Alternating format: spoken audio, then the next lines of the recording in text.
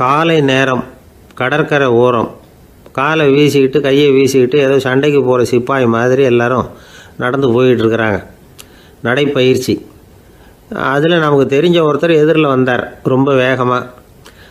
என்ன சார் வாக்கிங்க அப்படின்னு கேட்டோம்.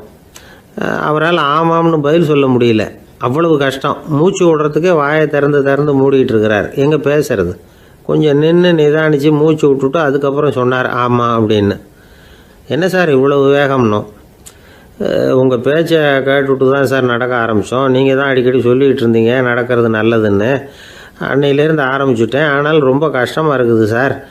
இப்போ பாருங்கள், உங்கள்கிட்ட சுலபமாக பேசக்கூட முடியல, மூச்சு வாங்குது, உடம்பு கூட வலிக்கிறது மாதிரி இருக்குது அப்படின்னு அவர் பாட்டுக்கு பேச ஆரம்பிச்சிட்டார். உங்களை யார் சார் இவ்வளவு வேகமாக நடக்க சொன்னது? வேகத்தை குறைங்க, மெதுவாக நடங்க அப்படின்னோம். நீங்கள் நடக்கிறதுனால என்னென்ன சௌகரியம்னு அன்றைக்கி சொன்னீங்களே தவிர சௌகரியமாக நடக்கிறது எப்படின்னு சொல்லலையே அப்படின்னார் அவர். இன்னமும் லேசாக மூச்சு வாங்கிக்கிட்டே சொன்னால் கூட இவர் சொல்கிறதுலேயே ஒரு நியாயம் இருக்குது. அதனால் இந்த நடைப்பயிற்சி பண்ணுறவங்க கவனிக்க வேண்டிய சில முக்கியமான குறிப்புகள் இருக்குது. அது என்னென்னங்கிறத அவங்க தெரிஞ்சுக்கணும். அது தெரிஞ்சு வச்சுக்கிறது நல்லது. இதெல்லாம் மருத்துவ நிபுணர்கள் சொல்கிற குறிப்புகள். அவங்க என்ன சொல்கிறாங்க தெரியுமா? உங்கள் வயசு 40க்கு மேலேயா?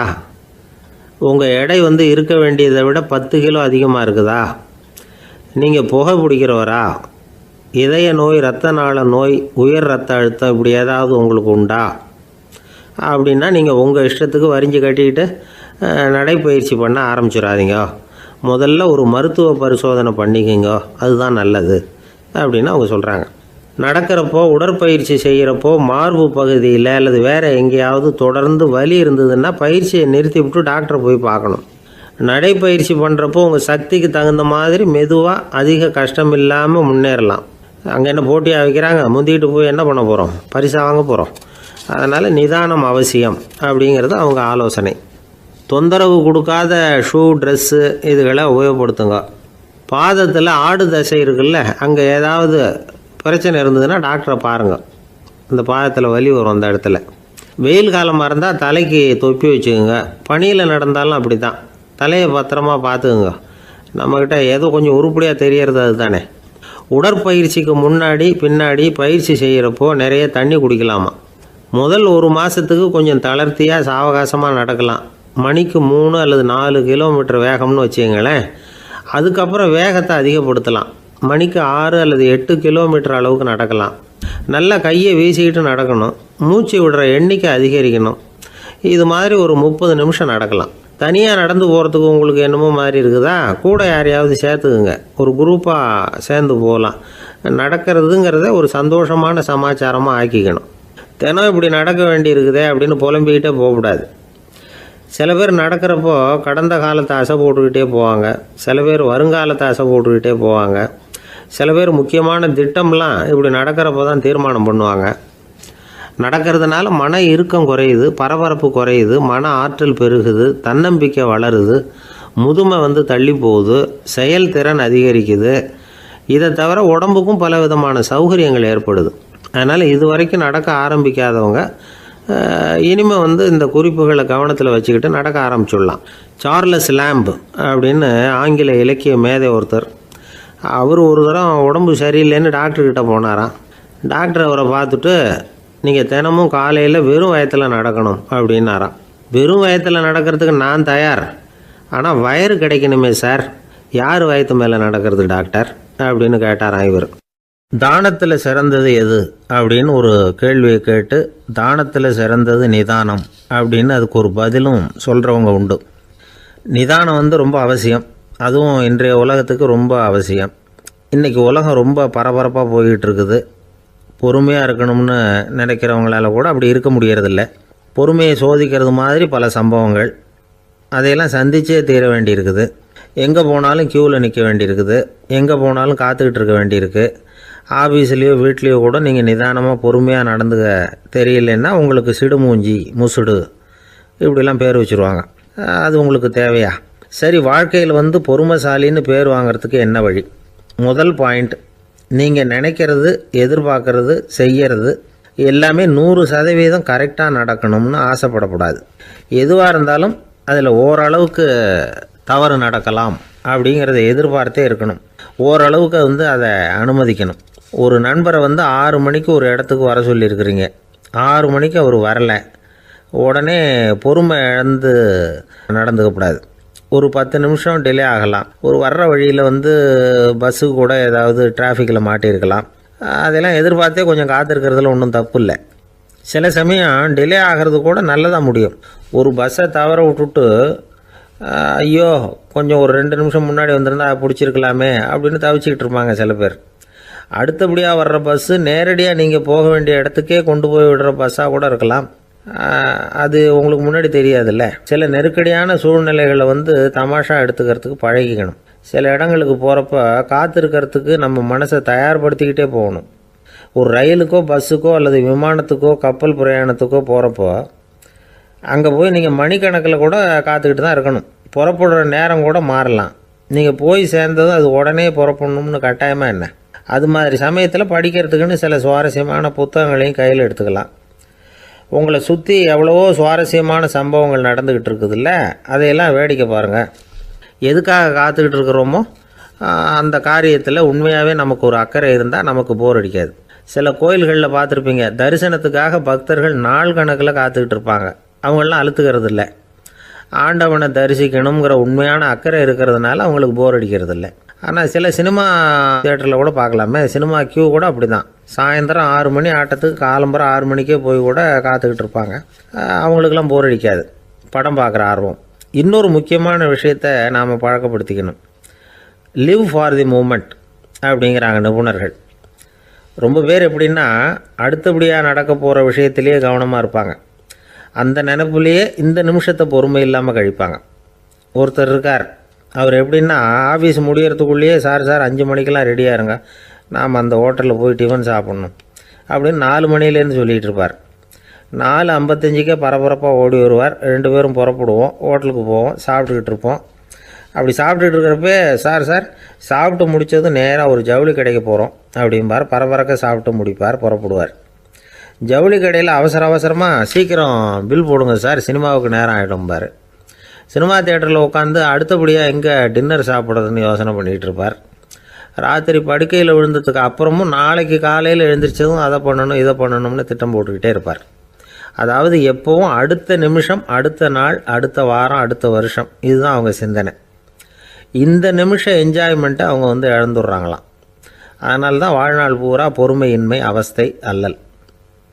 அதனால் நாம் எல்லோரும் வாழ்க்கையில் நிதானமாக இருக்கிறதுக்கு கற்றுக்கணுமா. அதுக்காக இந்த நிதானத்துக்கு வேறு விதமான அர்த்தம் பண்ணிக்கக்கூடாது. ஒருத்தர் அப்படித்தான் ஒரு தடவை அவருடைய குதிரை காணாமல் போயிட்டு தான். அதுக்காக அவர் கவலைப்படலை, நிம்மதியாக இருந்தார், சந்தோஷமாக இருந்தார். என்ன சார் இது, உங்கள் குதிரை திருட்டு போயிட்டுதுங்கிறீங்க, நீங்கள் கவலைப்படாமல் இருக்கிறீங்களே அப்படின்னு கேட்டாங்களாம். அதுக்கு அவர் சொல்லியிருக்கார், நல்ல வேலை சார், கட்டியிருந்த குதிரை காணாமல் போயிருக்குது. நான் அது மேலே உட்காந்துருக்கிற சமயம் அது காணாமல் போயிருந்ததுன்னா, திருட்டு போயிருந்ததுன்னா நானும் சேர்ந்தில் காணாமல் போயிருப்பேன் அப்படின்னாராம். எவ்வளவு நிதானமான ஆள் பாருங்கள். ஒரு ஊரில் ஒரு மன்னர் இருந்தார். ஒரு நாள் அவருடைய அரசவைக்கு ஒரு ஓவியன் வந்தான். அவன் சீனா தேசத்திலிருந்து வந்தவன், தாவோ சிந்தனையாளன். அவன் அங்கே மன்னர் முன்னாடி நிற்கிறான். யாரும் செய்ய முடியாத ஒரு காரியத்தை என்னால் செய்ய முடியும்னா. இவன் இப்படி சொன்னதை கேட்டதும் ஏற்கனவே அங்கே இருந்த அரசவை ஓவியன் ஒருத்தனுக்கு கோபம் வந்துட்டுது. இதோ பாரு, இப்படிலாம் பேசக்கூடாது, நான் வேணும்னா உன்னுடைய சவாலை ஏற்றுக்கிறேன் அப்படின்னா. நாம் 2 பேரும் ஓவியம் தீட்டுவோம், அதை பார்த்துட்டு நம்ம 2 பேரில் யார் சிறந்த ஓவியன் அப்படிங்கிறத மன்னரே தீர்மானம் செய்யட்டும், என்ன சொல்கிற அப்படின்னு கேட்டான். அவனும் சரின்னு ஒத்துக்கிட்டான். போட்டி ஆரம்பமாச்சு. அரசர் அவங்களுக்கு 2 சுவர்களை ஒதுக்கி கொடுத்தார். 6 மாத காலம் அவகாசம் கொடுத்தார். 2 ஓவியர்களும் அவங்கவுங்க வேலையை ஆரம்பித்தாங்க. இரவு பகலாக வேலை செய்ய ஆரம்பிச்சுட்டாங்க. 6 மாதம் முடிஞ்சது. அரசர் பார்த்தார். முதல்ல தன்னுடைய அரசவை ஓவியர் தீட்டியிருந்த ஓவியத்தை பார்த்தார். ரொம்ப பிரமாதமாக இருந்தது, பாராட்டினார். இதோ பாரு, உன்னுடைய ஓவியம் அற்புதமாக இருக்குது, உயிரோட்டம் உள்ளதாக இருக்குது, கலையின் உச்சமே இதுதான், இதை விட சிறந்த ஒரு ஓவியத்தை வேற யாராலையும் படைக்க முடியாது அப்படின்னார். அதுக்கப்புறம் அந்த சீன ஓவியன்கிட்ட போனார். எங்கே உன்னுடைய ஓவியம்னு கேட்டார். திரைச்சீலையை விலக்கி விட்டு பாருங்கன்னா மன்னர் அந்த திரைச்சீலையை விளக்குனார்.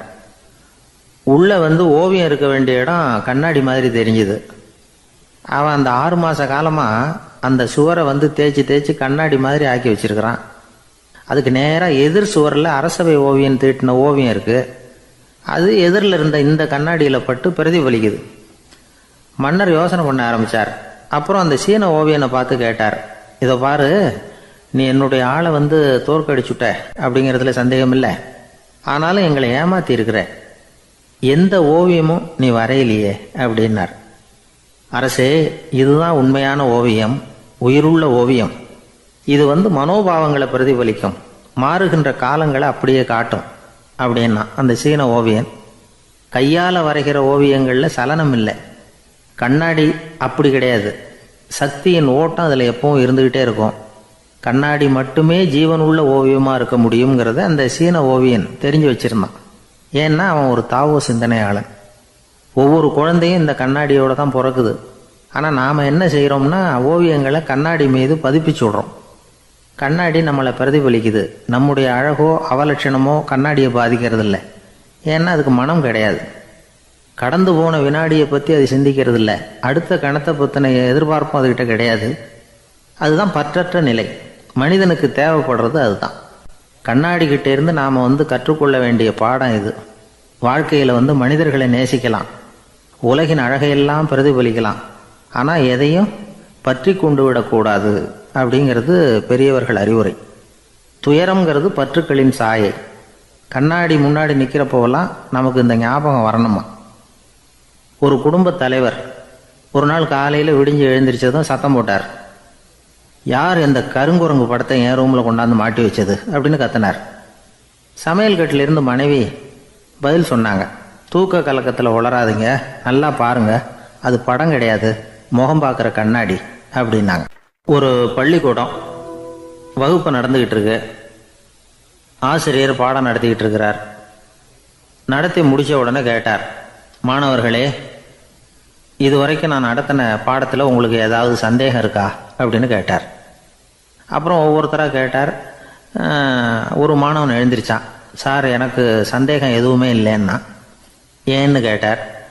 ஏன்னா எனக்கு நீங்கள் நடத்தின பாடம் தெளிவாக புரிஞ்சுட்டுது, அதனால் சந்தேகம் வரலன்னா. இன்னொரு மாணவன் எழுந்திரிச்சான். சார், எனக்கும் சந்தேகம் எதுவும் இல்லைன்னா. ஏண்டான்னு கேட்டார். ஏன்னா எனக்கு நீங்கள் நடத்தின பாடம் எதுவுமே புரியல, அதனால் சந்தேகம் வரல அப்படின்னா. இந்த இடத்துல நாம் கொஞ்சம் சிந்திச்சு பார்க்கணும்.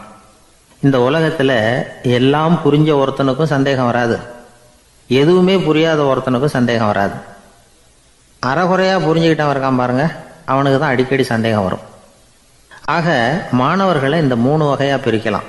அதே மாதிரி தான் மனிதர்களையும் 3 வகையாக பிரிக்கிறாங்க ஆன்மீகவாதிகள். ஒரு ஆன்மீக பெரியவர் என்ன சொல்கிறார் தெரியுமா? இந்த உலகத்தில் 3 வகையான மனிதர்கள் இருக்கிறாங்களாம். முதல் வகை எப்படி தெரியுமா? இவங்களுக்கு எதையும் தெரிஞ்சுக்கணுங்கிற அவசியமே கிடையாது. ஏன்னா அவங்களுக்கு எல்லாமும் தெரியும். இவங்க ஞானத்தின் முழு வடிவாக இருக்கிற காரணத்தினால அவங்களுக்கு எந்த சந்தேகமும் இல்லை, எந்த கேள்விகளும் கிடையாது. இந்த நிலையில் இருக்கிறவன் கிருஷ்ணன். எல்லாத்துக்கும் விட தெரிஞ்சுக்கிட்ட நிலையில் அவன் விடையாக மாறிவிட்டான் அப்படின்னு சொல்லுவாங்க. 2வது நிலையில் இருக்கிறவன் அர்ஜுனன். இவனுக்கு எப்போ பார்த்தாலும் கேள்விதான், சந்தேகம்தான். பதில் சொல்ல சொல்ல அவனுக்கு இருக்கிற சந்தேகமும் அதிகமாகிக்கிட்டே இருக்கும், குறையவே குறையாது. அர்ஜுனன் மாதிரி உள்ளவங்க எப்பவும் கேள்வி கேட்டுக்கிட்டே இருப்பாங்க. ஒரு கேள்விக்கு விட கிடைச்சுட்டுன்னு வைங்க, உடனே இன்னொரு கேள்வி அவங்ககிட்ட இருந்து வரும். கிருஷ்ணனுடைய நிலை எப்படின்னா அது கேள்விகளே அற்ற ஒரு நிலை. அர்ஜுனனுடைய நிலை எப்படின்னா அது கேள்விகளை தவிர வேறு எதுவும் அற்ற ஒரு நிலை. இவங்களை தவிர இன்னொரு ஆள் இருக்கிறான், அவனுக்கும் கேள்விகள் அற்ற ஒரு நிலை தான். அவன் யாருன்னா துரியோதனன். இவனுக்கு தெரிஞ்சுக்கணுங்கிற எண்ணமே சுத்தமாக கிடையாது. ஆவலே இல்லைங்கிறதுனால அதை புரிஞ்சுக்கணுங்கிற அவசியமும் இல்லை. அதனால் அவனுக்கு கேள்விகள் அற்ற ஒரு நிலையில் அவன் இருந்துக்கிட்டு இருக்கிறான். எல்லா பதிலும் தெரிந்து கொண்ட நிலையில் கிருஷ்ணனும் கேள்விகள் அற்ற நிலையில் இருக்கிறான். தெரிஞ்சுக்கணுங்கிற ஆவலே இல்லாத துரியோதனனும் கேள்விகள் அற்ற நிலையிலே இருக்கிறான். இப்படியும் இல்லாமல் அப்படியும் இல்லாமல் 2ம் கெட்டான் நிலையில் இருக்கிறானே, அவன் தான் அர்ஜுனன். அதனால் பெரியவங்கள்லாம் என்ன சொல்கிறாங்கன்னா, இந்த உலகத்தில் அர்ஜுனன்களாக இருக்கிறவங்க ஒன்று துரியோதனனாக மாறிடணும், இல்லைன்னா கிருஷ்ணனாக மாறிடணும். இதை தவிர வேறு வாய்ப்பு இல்லை. துரியோதனன் மாதிரி உள்ளது விலங்கு நிலை, கிருஷ்ணன் மாதிரி உள்ளது தெய்வ நிலை. அர்ஜுனன் விலங்காகவும் ஆக முடியல, தெய்வமாகவும் ஆக முடியல. இப்படி ரெண்டும் கெட்டானா இருக்கிற வரைக்கும் இந்த கேள்விகளும் பிரச்சனைகளும் இருந்துக்கிட்டே தான் இருக்கும். இதுதான் பெரியவர்கள் சொல்லுகிற அனுபவ உண்மை.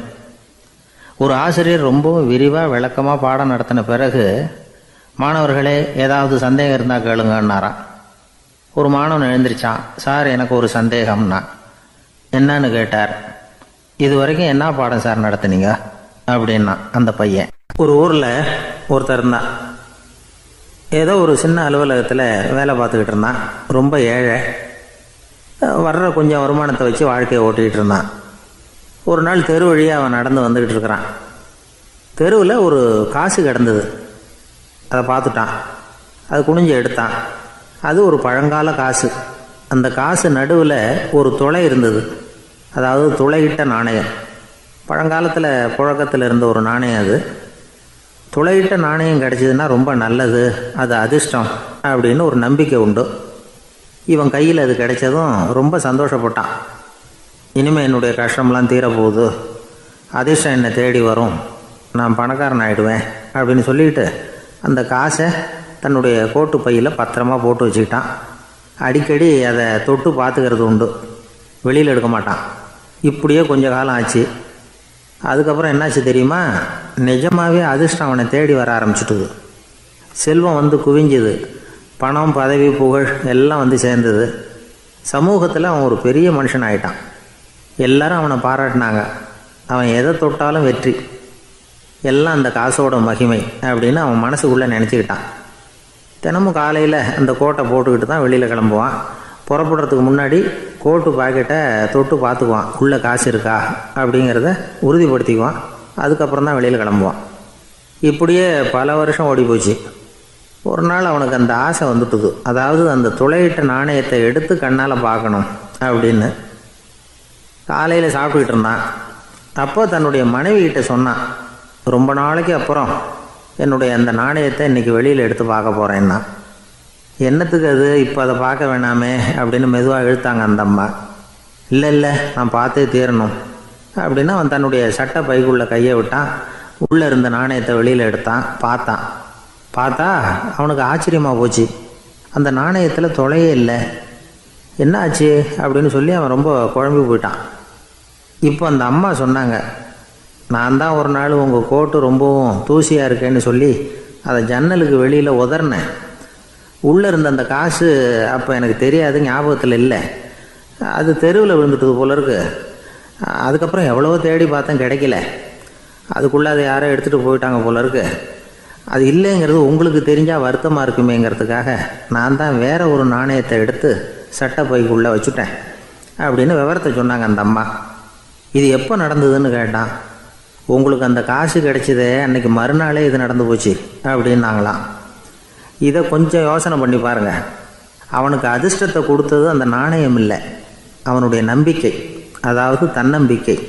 அதுதான் வேலை செஞ்சிருக்கு. இதிலிருந்து நாம் தெரிஞ்சுக்க வேண்டியது என்னென்னா, வாழ்க்கையில் முன்னேற நினைக்கிறவங்களுக்கு தன்னம்பிக்கை ரொம்ப முக்கியம். அது இல்லைன்னா முன்னேற முடியாது. ஒருத்தன் சொன்னானா, நான் எப்போவுமே என்ன தான் சார் நம்புவேன், மற்றவங்கள நம்ப மாட்டேன். நேற்றுக்கு பாருங்கள், திடீர்னு 10 பேர் என்னை அடிக்க வந்துட்டாங்க, நான் ஒருத்தனாகவே அதை சமாளித்தேன் அப்படின்றான் ரொம்ப பெருமையாக. அது எப்படின்னு கேட்டாங்களாம். ஒரே ஓட்டமாக அங்கேருந்து ஓடி வந்துட்டேன் அப்படின்னு நானா. வாழ்க்கையில் ரொம்பவும் அடிபட்டு அல்லல் போட்டுக்கிட்டு இருக்கிற ஒருத்தர் வந்தார். மனசு ரொம்பவும் நொந்து போய் பேசினார். இந்த உலகத்தில் மனுஷனாக பிறந்ததை விட மாடாக பிறந்திருக்கலாம் சார் அப்படின்னார்.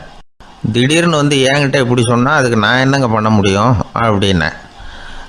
உங்ககிட்ட வரணும்னு தோணுச்சு, அதனால் வந்தேன் அப்படின்னார்.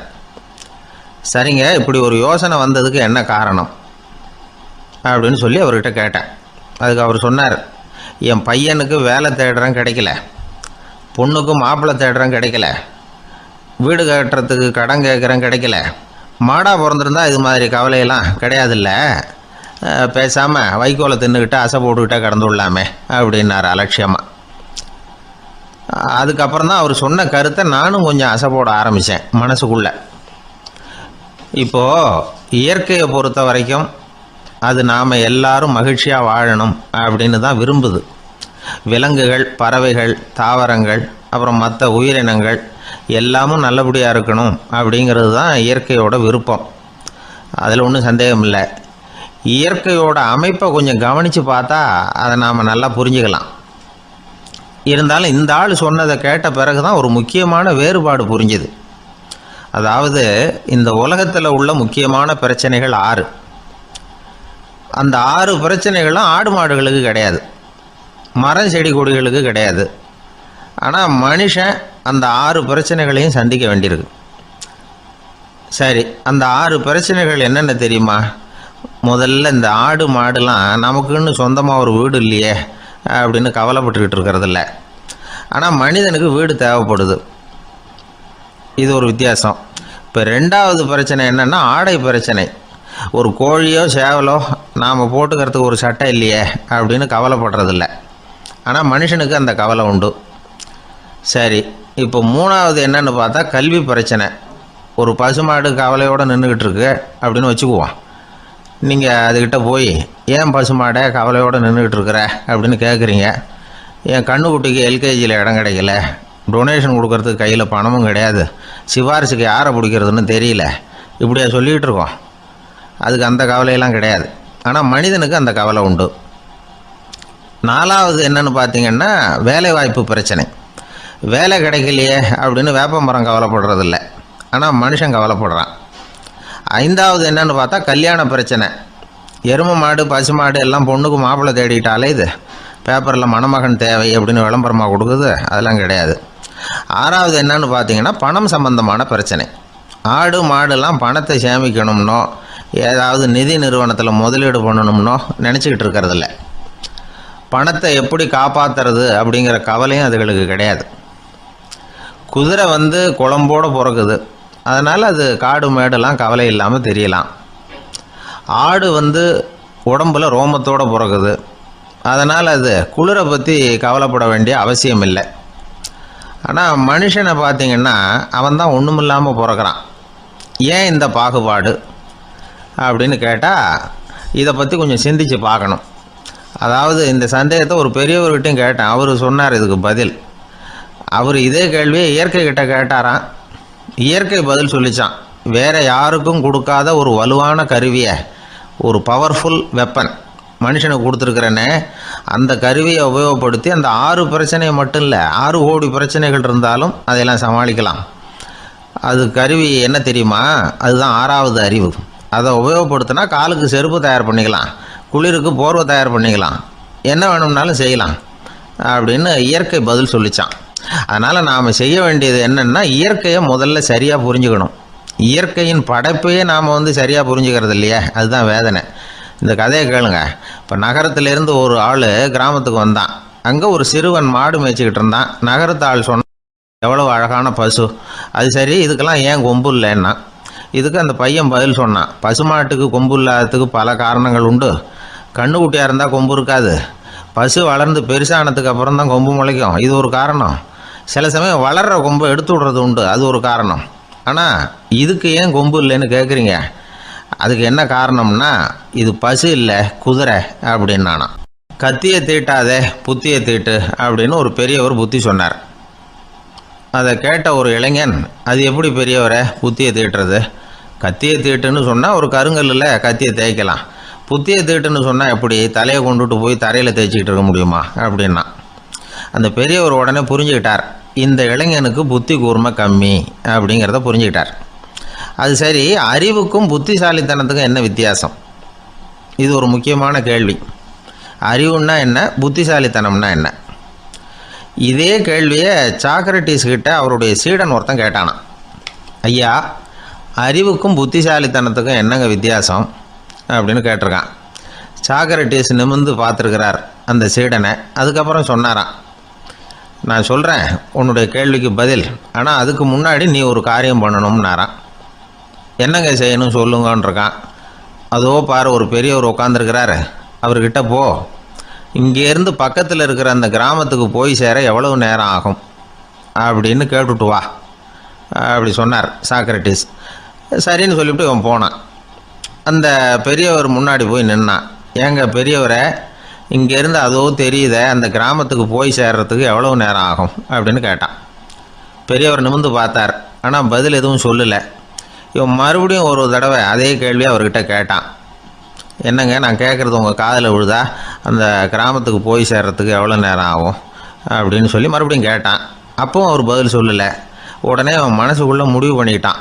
சரி, பெரியவர் ஒரு மாதிரியாக தெரிகிறார், புத்தி சுவாதீனம் சரியில்லாத ஒரு மாதிரி தெரியுது அப்படின்னு நினச்சிக்கிட்டே வந்த வழியிலே திரும்பி வந்துட்டான்.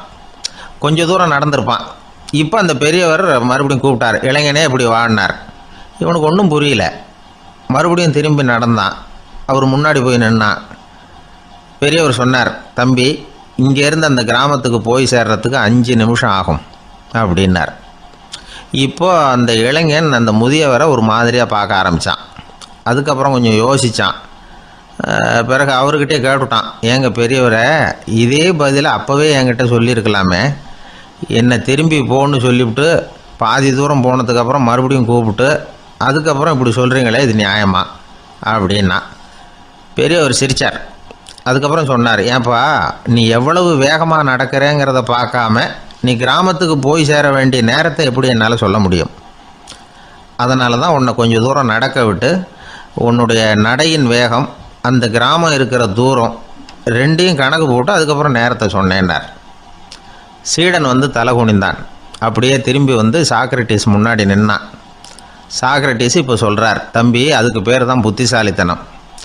இந்த அறிவு கூர்மை வந்து எல்லா இளைஞர்களுக்கும் வரணும் அப்படிங்கிறதுக்காகத்தான் கத்தியை தீட்டாத புத்தியை தீட்டு அப்படின்னு பெரியவங்கள்லாம் சொல்லிகிட்டு இருக்கிறாங்க. புத்தியை தீட்டுறவங்கெல்லாம் வாழ்க்கையில் அறிவாளி ஆகிறாங்க, தீட்டாதவங்க கோமாளி ஆகிறாங்க. இதுதான் இன்றைக்கி நடக்கிறது.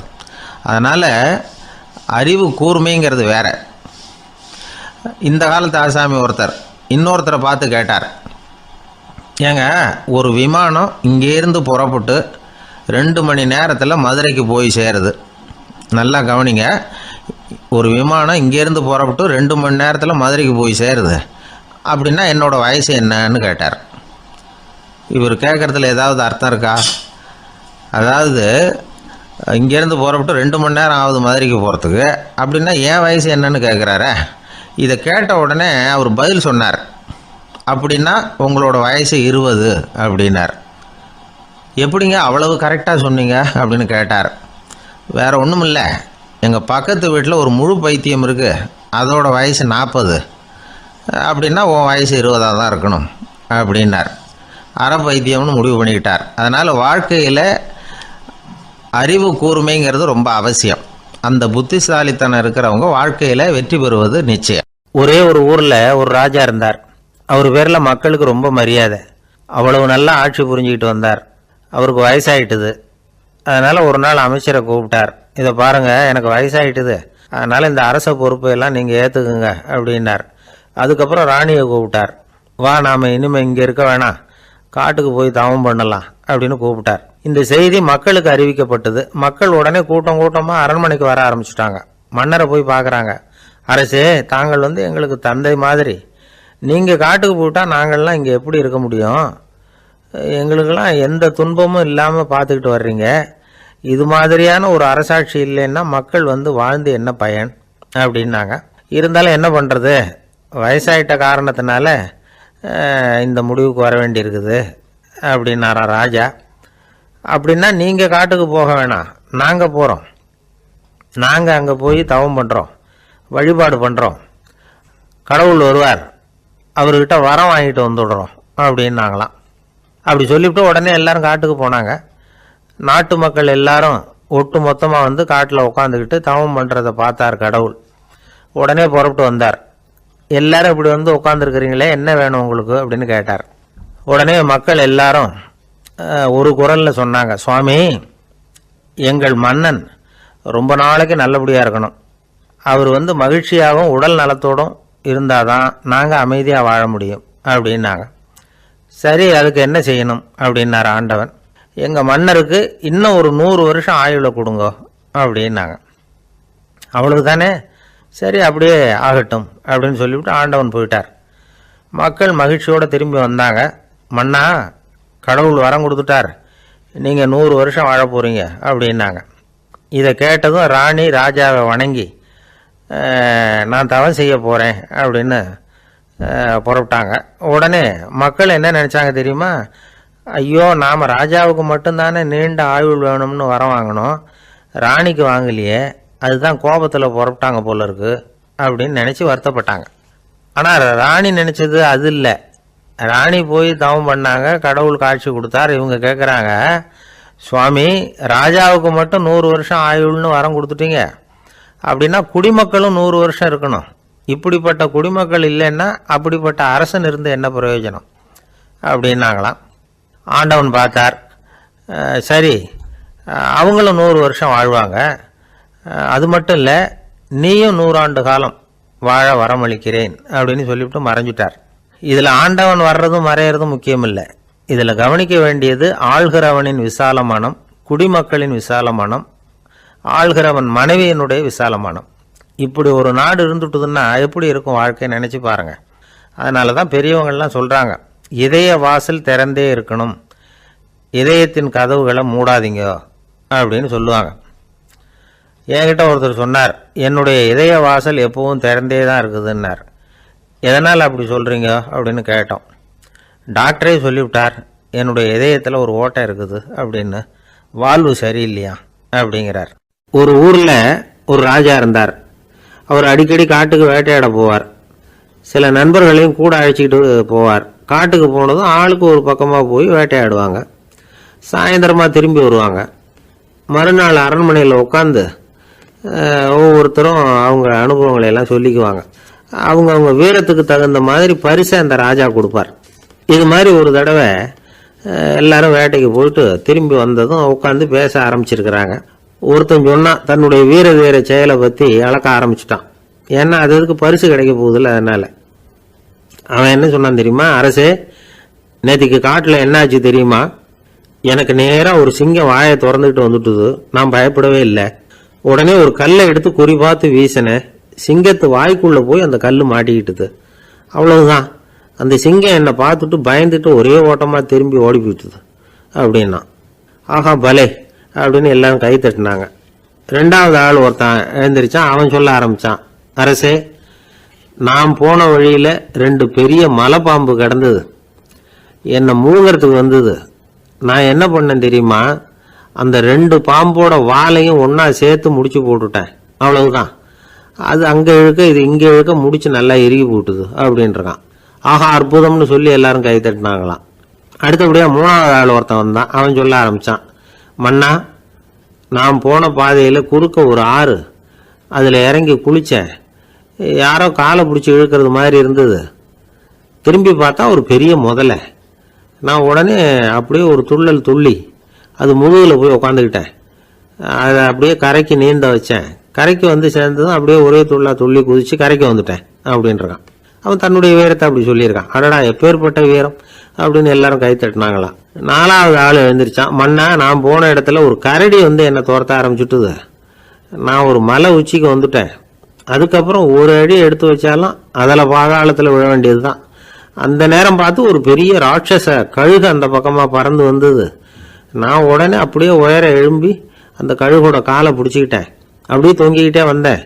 ஒரு நல்ல இடம் வந்ததும் தொப்புன்னு கீழே குதிச்சு நடந்து வந்துட்டேன்னா. இதுக்கும் எல்லாரும் கை தட்டுறாங்க. கடைசியாக ஒரு ஆள் எழுந்திரிச்சான். அரசே, நான் வந்து போன வழியில் ஒரு பெரிய யானை குறுக்க வந்தது. பயங்கரமாக சத்தம் போட்டுக்கிட்டே வந்தது. நான் பயந்து ஓடலை. உடனே என்ன பண்ணேன் தெரியுமா? அந்த யானையோட வாலை பிடிச்சி தூக்கினேன். தலைக்கு மேலே தூக்கி கரன்னு சுற்றினேன். வேகமாக சுற்றி வீசி எறிஞ்சேன். அவ்வளவுதான். அதே ஸ்பீடில் அந்த யானை மேலே போக ஆரம்பிச்சுட்டுது. இன்னும் கூட அது போய்கிட்டே தான் இருக்குது, கீழே விழவே இல்லைன்னா. இதை கேட்டதும் ராஜாவுக்கு கோபம் வந்துட்டுது. என்னை என்ன முட்டாள்னு நினச்சிக்கிட்டு பேசுறியா? யானையை வந்து நீ வாழை பிடிச்சி தூக்குன, அதை நான் நம்பணுமா அப்படின்னார்.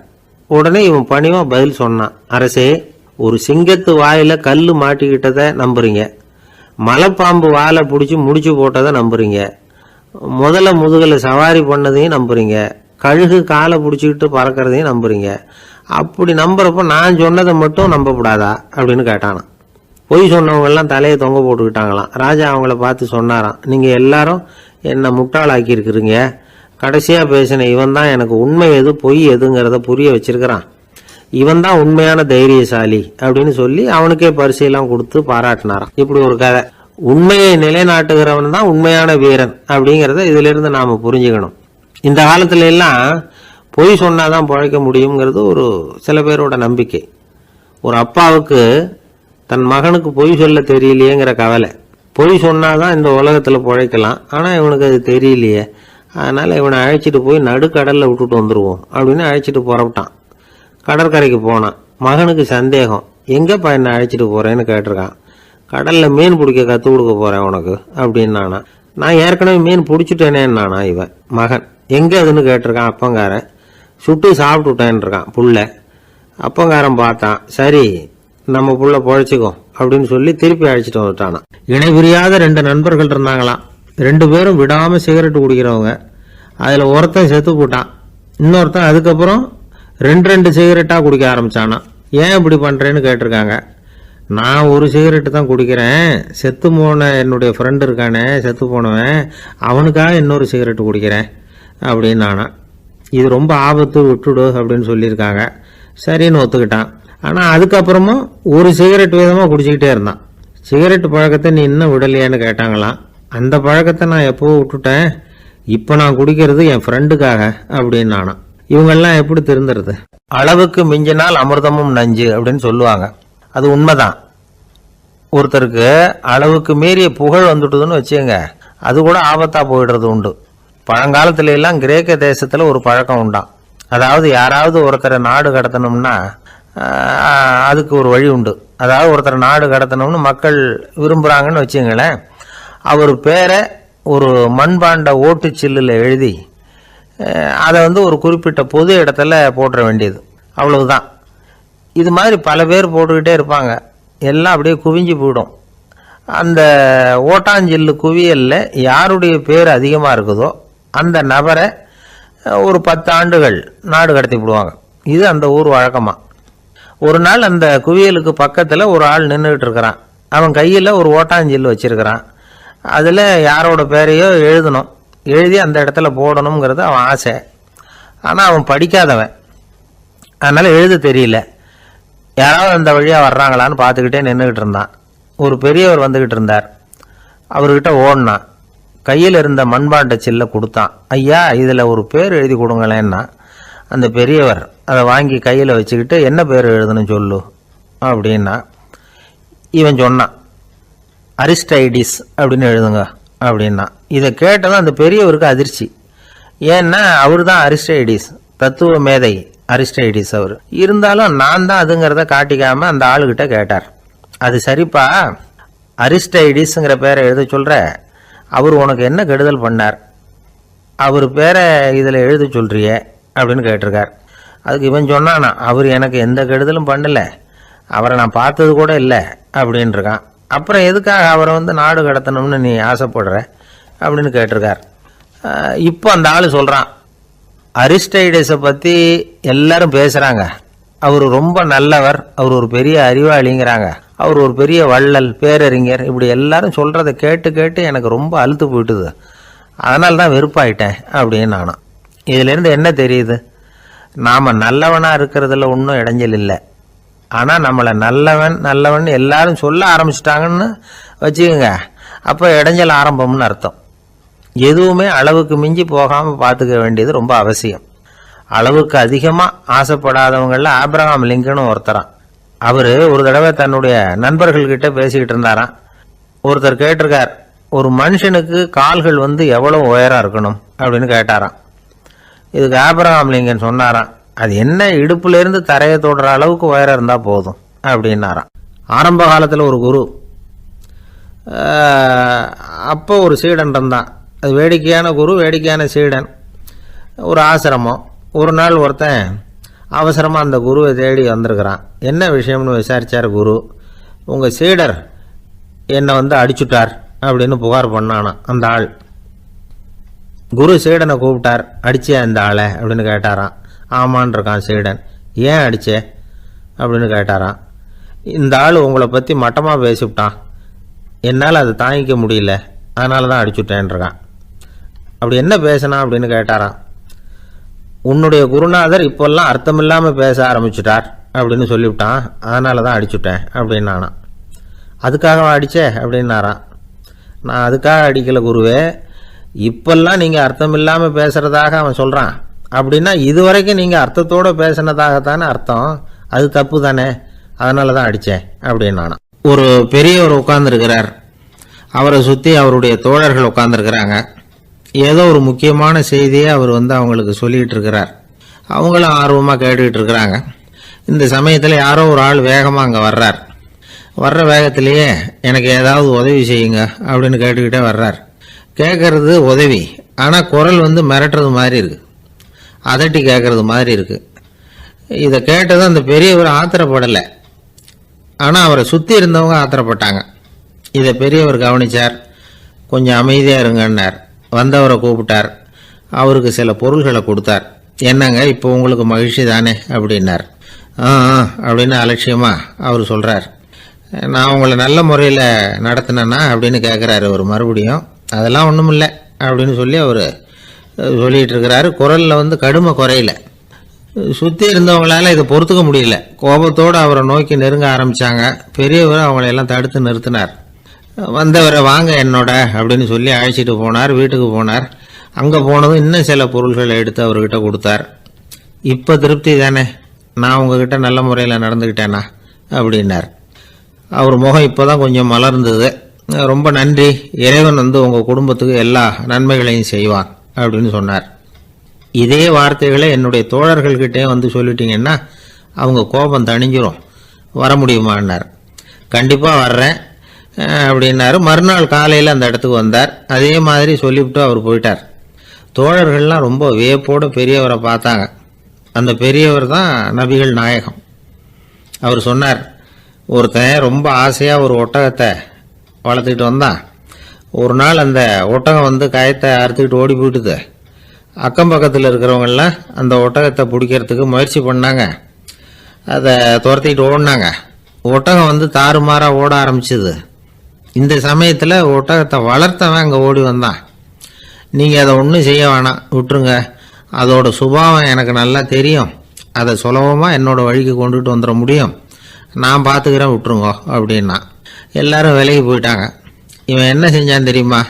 கொஞ்சம் புல்லை கையில் எடுத்துக்கிட்டு அந்த ஒட்டகத்தை நெருங்கினான், அவ்வளவுதான். அது ஓடி இவன் காலடியில் உட்காந்துக்கிட்டது. செல்லமாக அதை அப்படியே தடவி கொடுத்தான், முதுகில் ஏறி உட்காந்துக்கிட்டான். அது பாட்டுக்கு சாதுவாக நடந்து போகுது. இந்த கதையை நபிகள் நாயகம் தம்முடைய தோழர்களுக்கு சொல்கிறார். ஒட்டகத்தை மட்டும் இல்லை, சில மனிதர்களையும் கூட சில விதத்தில் அணுகிதான் அவர்களை சீர்திருத்த வேண்டியிருக்குது அப்படிங்கிறத அவங்களுக்கு உணர்த்தினார். இது ஒரு அழகான உளவியல் அணுகுமுறை. சில குடும்ப தலைவர்கள் கூட இந்த ஒட்டகம் மாதிரி நடந்துக்கிறது உண்டு, அப்புறம் அடங்கி போகிறதும் உண்டு. ஒரு குடும்ப தலைவர் காலையில் எழுந்திரிச்சதுலேருந்து சத்தம் போட்டு கத்திக்கிட்டு இருப்பார்.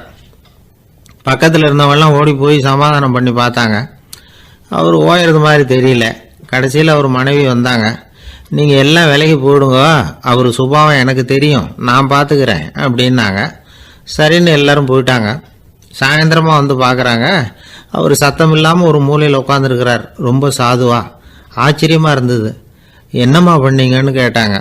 அது ஒன்றும் இல்லைங்க, ஒரு வேளை சாப்பாட்டை நிறுத்தினேன், பட்னி போட்டேன், அவ்வளவுதான் அப்படின்னாங்க அந்த அம்மா. ஒரு ஜென் துறவி, அவருக்கு ரொம்ப வயசாயிட்டுது, கடைசி காலம். நண்பர்களெல்லாம் கூப்பிட்டார். நண்பர்களே, நான் வித்தியாசமான முறையில் சாகணும்னு ஆசைப்படுறேன், அதுக்கு ஏதாவது யோசனை சொல்லுங்களேன் அப்படின்னு கேட்டாராம். நண்பர்கள் சிரித்தாங்க. என்ன பேச்சு பேசுகிறீங்க, சாவறதுங்கிறது என்ன விளையாட்டு கத்தனமான காரியமா அப்படின்னு கேட்டிருக்காங்க. அந்த துறவி கொஞ்ச நேரம் யோசனை பண்ணார். அப்புறம் கேட்டாராம், இது வரைக்கும் யாராவது நடந்துக்கிட்டே இறந்துருக்குறாங்களா அப்படின்னாராம். எல்லாரும் இல்லைன்னாங்களாம். ஒருத்தர் மட்டும் சொல்லியிருக்கார். அப்படியும் ஒருத்தர் இறந்துருக்கிறதாக ஒரு கதையில் படிச்சிருக்கிறேன், ஒரு ஞானியால் தான் அப்படியெல்லாம் செய்ய முடியும் அப்படின்னு அவர் சொன்னாராம். சரி, அப்படின்னா அந்த முறை நமக்கு வேணாம், நின்றுக்கிட்டே யாராவது உயிரை விட்டுருக்காங்களா அப்படின்னு விசாரிச்சாராம். அப்படியும் ஒருத்தர் இறந்துருக்கிறார் அப்படின்னாங்களாம். மறுபடியும் அந்த துறவி யோசனை பண்ணியிருக்கிறார். ஏதாவது வித்தியாசமான முறையில் நாம் போகணும் அப்படிங்கிறது அவருடைய விருப்பம். மனிதன் எப்படி வாழ்கிறானோ அப்படி இறப்பது தான் நல்லது. சரி, யாராவது தலைகீழாக யோகம் செய்யும் நிலையில் இறந்துருக்கிறாங்களா அப்படின்னு விசாரித்தாராம். நண்பர்கள் சிரித்தாங்க. தலைகீழாக நின்னபடி இறந்ததாக நாங்கள் கேள்விப்பட்டதே இல்லை, அது முடியாத காரியம் அப்படின்னு இருக்காங்க. இப்போ அந்த துறவிக்கு திடீர்னு உற்சாகம் வந்துட்டுது. உடனே எழுந்திரிச்சார், தலைகீழாக நின்னார், அப்படியே உயிரை விட்டுட்டார். அவ்வளோதான். அந்த மடாலயத்தில் ஒரே குழப்பம். எப்படி அவரை கீழே இறக்கி படுக்க வைக்கிறது அப்படின்னு புரியல. இப்படி உயிர் விடுறதை பற்றி அவங்க இதுவரைக்கும் கேள்விப்பட்டதும் இல்லை. உண்மையிலேயே இவர் இறந்து தான் போனாராங்கிறதும் தெரியல. சோதித்து பார்த்தாங்க. இதய துடிப்பு, நாடி துடிப்பு எல்லாம் நின்று போயிருந்தது. இவர் எப்போவும் இப்படி தான், என்ன பண்ணுறது இப்போது அப்படின்னு சொல்லி எல்லாரும் குழம்பிக்கிட்டு இருக்கிற சமயத்தில் ஒரு பெரியவர் யோசனை சொன்னார். இந்த துறவியோட மூத்த சகோதரி பக்கத்து மடாலயத்தில் இருக்கிறாங்க, அவங்கள இங்கே அழைச்சிட்டு வந்தால் ஏதாவது வழி கிடைக்கும் அப்படின்னார். அந்த அம்மாவுக்கு 90 வயசு. அழைச்சிட்டு வந்தாங்க. ஒரு குச்சியை ஊன்றிக்கிட்டு அப்படியே மெதுவாக நடந்து வந்தாங்க. தம்பி தலைகீழாக நின்று உயிர் விட்டு இறக்கிறத பார்த்தாங்க. தம்பின்னு கூப்பிட்டு பார்த்தாங்க, ஒன்றும் காணும். உடனே என்ன பண்ணாங்க, தன்னுடைய கைத்தடியால் தம்பியோட உடலை ஒரு தட்டுனாங்க. ஏப்பா, சாகிறப்பவும் உன்னுடைய குறும்புத்தனத்தை விடலையா? இப்படியாடா சாகிறது, ஒழுங்காக செத்து தொலை அப்படின்னாங்களாம். அவ்வளவுதான். உடனே அந்த துறவி திரும்பி நேராக நின்னார். அக்கா, கோவப்படாத, நான் ஒழுங்காக சாகிறேன், எப்படி செத்தா என்ன, எல்லாம் எனக்கு ஒன்று தான் அப்படின்னு சொல்லிவிட்டு அப்படியே தரையில் படுத்து உயிரை விட்டாராம். அதுக்கப்புறம் அந்த அம்மா கோலை கையில் எடுத்துக்கிட்டு அப்படியே திரும்பி கூட பார்க்காம அவங்க பாட்டுக்கு போயிட்டாங்களாம். மரணத்தை ஒரு விளையாட்டாக ஆக்கிய அந்த துறவிக்கு வாழ்க்கையே ஒரு விளையாட்டாக தான் இருந்திருக்குது. எந்த நோக்கமும் இல்லாமல் செயல்படுறதுன்னா என்னங்கிறதும் அவருக்கு தெரிஞ்சிருக்குது. பயனை எதிர்பார்க்காம பணி செய்து வாழ்ந்து மறைந்த மகான் அவர். தம்முடைய தொழிலை விளையாட்டு போல செய்ய தெரிஞ்சவருக்கு வாழ்க்கையே ஒரு விளையாட்டாக மாறிடும். எல்லாமே விளையாட்டாகி விடுகிற போது மரணமும் விளையாட்டாகிவிடும் அப்படிங்கிறது தான் அந்த தத்துவம். ஆனால் அதுக்கு முன்னாடி உங்களுக்குள்ளே இருக்கிற உண்மையான நடிகனை நீங்கள் அடையாளம் கண்டுபிடிக்கணும். நீங்கள் நடிக்க வேண்டியதே இல்லை, நீங்கள் ஏற்கனவே நடிச்சுக்கிட்டு தான் இருக்கிறீங்க. நீங்கள் இந்த உண்மையை தெரிஞ்சுக்கணும், அவ்வளவுதான். இதுதான் ஞானிகளுடைய கருத்து. வாழ்க்கையை சரியாக புரிஞ்சுக்கிட்டால் எல்லாமே நடிப்புங்கிறது புரியும். கல்யாண பத்திரிக்கை அனுப்பியிருந்தேனே, ஏன்டா வரலன்னு கேட்டான் ஒருத்தன். வந்திருந்தேனே அப்படின்னானா இவன். டேய், ஏன்டா போய் சொல்கிற, நான் பத்திரிக்கையே உனக்கு அனுப்பலையே அப்படின்ட்டுருக்கான் அவன். அதுக்கு இவன் சொன்னானா, பத்திரிக்கை அனுப்புனேன்னு நீ போய் சொல்கிறப்போ கல்யாணத்துக்கு வந்தேன்னு நான் போய் சொல்லக்கூடாதா அப்படின்னானா. விவசாயிகள் அவங்க விவசாயம் முன்னேறி இருக்கிற அளவுக்கு விவசாயிகளுடைய வாழ்க்கை தரம் முன்னேறலை. அந்த அளவுக்கு அவர்கள் நாட்டுக்காக உழைச்சிக்கிட்டு இருக்கிறாங்க.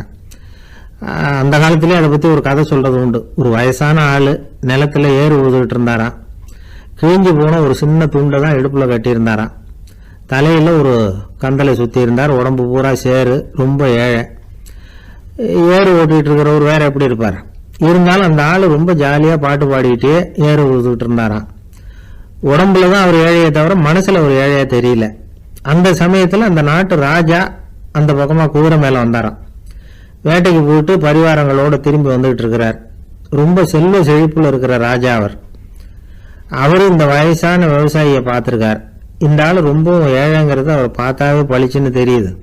கட்டிக்கிறதுக்கு நல்ல துணி இல்லை, உடம்போ இழைச்சி போயிருக்குது, வயிறு முதுகில் போய் ஒட்டிகிட்டு இருக்கு, கண்ணு குழு விழுந்து போயிருக்குது.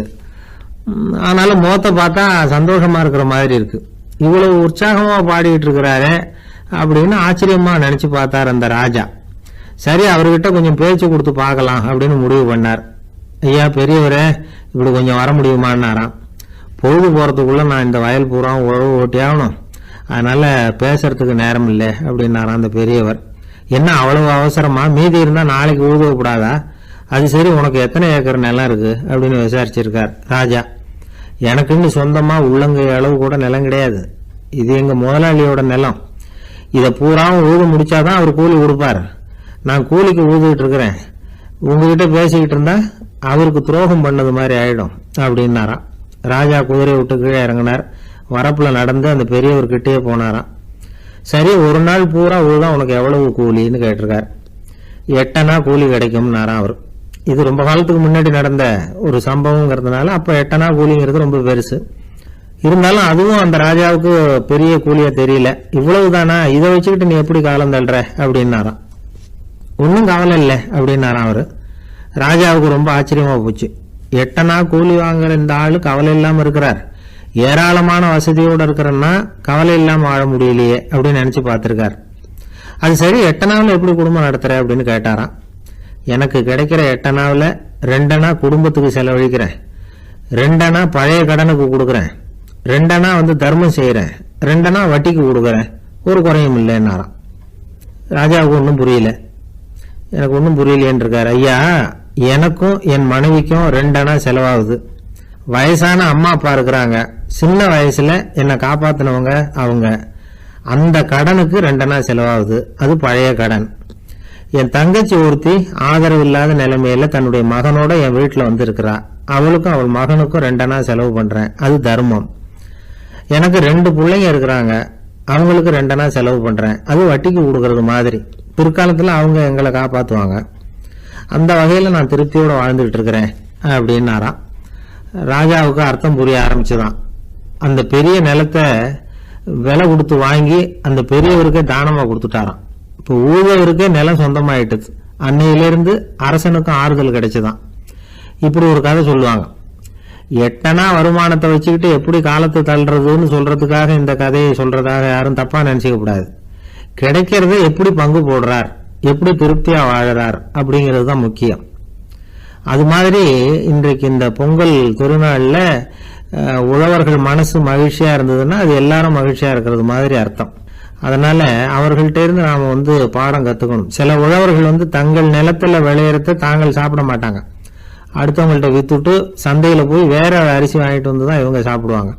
அப்படிப்பட்ட விவசாயிகள்லாம் இது உண்டு. பங்கிடுகிற பண்பை உழவர்கள்ட்ட இருந்து கற்றுக்கொள்ளுங்கள் அப்படிம்பாங்க. ஒரு ஆள் நிம்மதியா மகிழ்ச்சியா இருந்தானா, உங்க நிம்மதிக்கும் மகிழ்ச்சிக்கும் என்ன காரணம்னு கேட்டிருக்காரு இன்னொருத்தர். என்கிட்ட இருந்தது பூராவையும் என் பிள்ளைங்களுக்கு சமமா பங்கு போட்டு கொடுத்துட்டேன், எனக்குன்னு எதுவுமே வச்சுக்கல, அதுதான் நிம்மதிக்கு காரணம்னு இருக்கான். உங்ககிட்ட இருந்தது எவ்வளவு இருந்தது அப்படின்னு கேட்டிருக்காரு அவரு.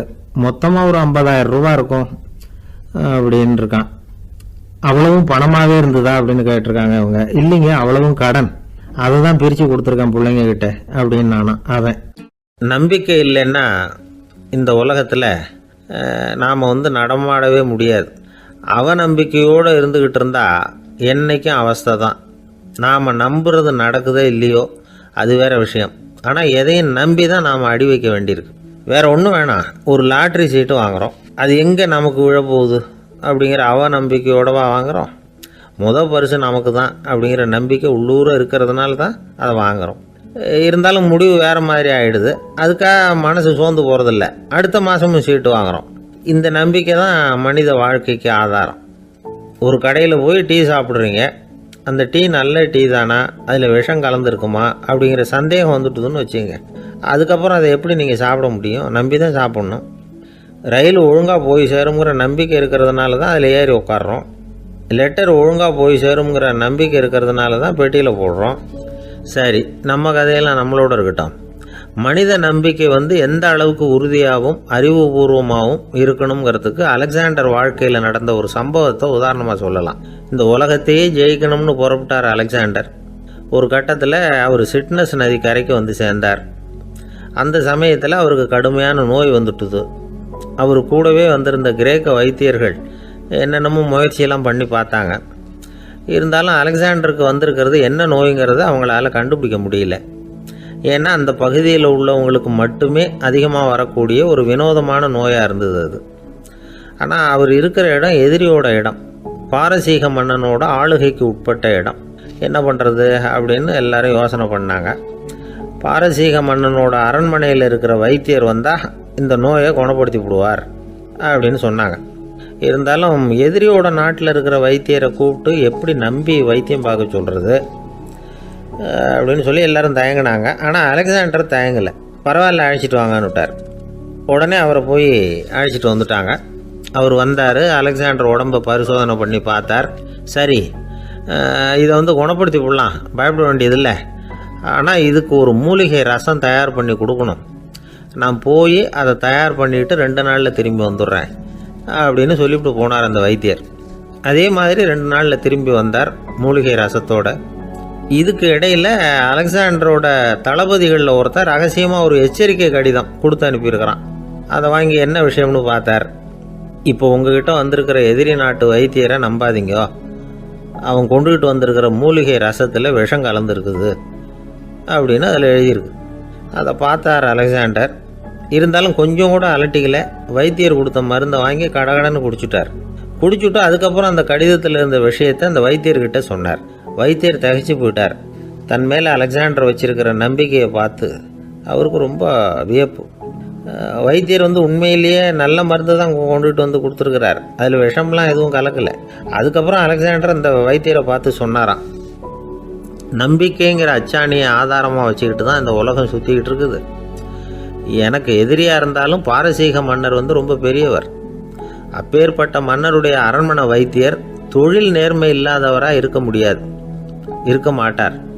அப்படி இருந்தால் அவரை அரண்மனை வைத்தியராக வச்சிருக்கவே மாட்டாங்க அப்படின்னு நம்பினேன். என்னுடைய நம்பிக்கை வீண் போகலை அப்படின்னாராம். இதுதான் மானுட நம்பிக்கைங்கிறது. இந்த காலத்துலேயும் இது மாதிரி இந்த மானுட நம்பிக்கையை ரொம்பவும் சாமர்த்தியமாக கையாளுகிற கெட்டிக்காரங்க சில பேர் இருக்கிறாங்க. இந்த காலத்து குரு, அவருக்கு ஒரு சிஷ்யன். குரு முன்னாடி அந்த சிஷ்யன் ரொம்ப பணிவாக நின்று, குருவே உங்கள் கையால் விஷத்தை கொடுத்தாலும் அதை வாங்கி மடமடன்னு குடிச்சிருவேன் அப்படின்னா.